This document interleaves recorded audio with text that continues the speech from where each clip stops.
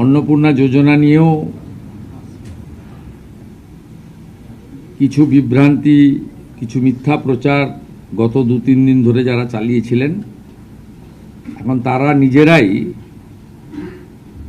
বিভিন্ন জায়গায় form fill up করার জন্য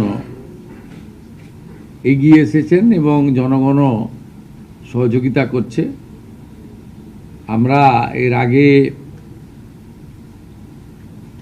অফলাইনে চালু রেখেছিলাম, আজ থেকে অনলাইনেও চালু হয়ে গেছে এবং আমাদের 20 জন আধিকারিক, প্রিন্সিপাল সেক্রেটারি লেভেলের অফিসার জেলায় জেলায় গিয়ে এই কাজ মনিটরিং করছে এবং আমরা আশা করছি বুধবার খুব বড় সংখ্যায় আমরা ট্রান্সফার করব এবং সেই দিন রাজ্যের বিভিন্ন ব্লকে, এসডি অফিসে, মিউনিসিপ্যালিটিতে এই কর্মসূচি সূচনাতে আমাদের ছোট একটা ইভেন্ট হবে এবং আমরা নবান্নর সভাগৃহ থেকে রাজ্য মন্ত্রিসভার সদস্যদের উপস্থিতিতে একটা মিডিয়া ইভেন্টও করব। আমি এই সংক্রান্ত আপনাদের কাছে কেন আমরা বিস্তারিত তথ্য সংগ্রহ করছি, আমি এর আগে ওই রাকিবুল শেখের কথা বলেছিলাম। এই কেসে অনেক বড় পর্দা ফাঁস হয়েছে। বহরমপুর পিএস কেস নম্বর 843/2026, এখানে এখনো পর্যন্ত 22টা ফলস অ্যাকাউন্ট পাওয়া গেছে, যেখান থেকে মহিলারা নয়, পুরুষরা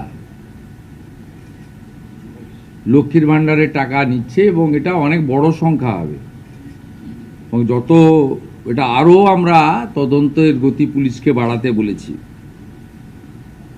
22টা অ্যাকাউন্টের মধ্যে 1 account is linked to Rakibul Sheikh.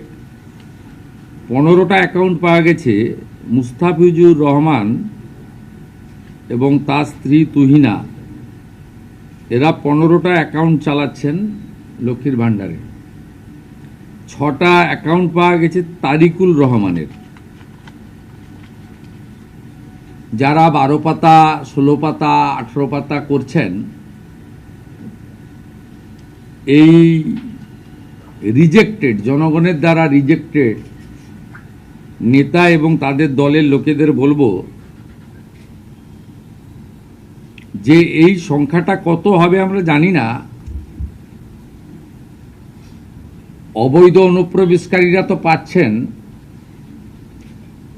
তার সাথে সাথে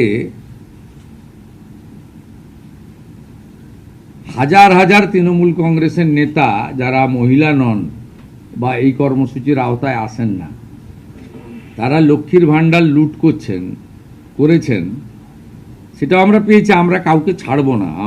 আমি ডিজিপিকে বলেছি সিট গঠন করতে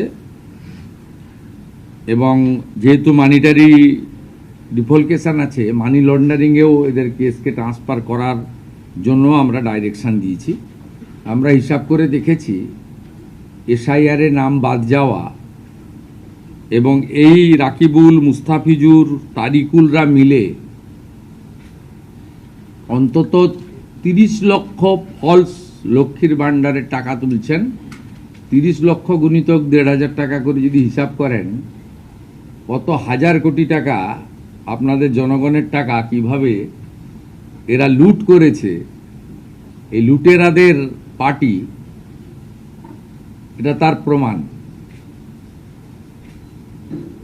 আমরা এদেরকে একেবারে গ্রাসরুট থেকে ক্র্যাকডাউন করব আইনের মাধ্যমে।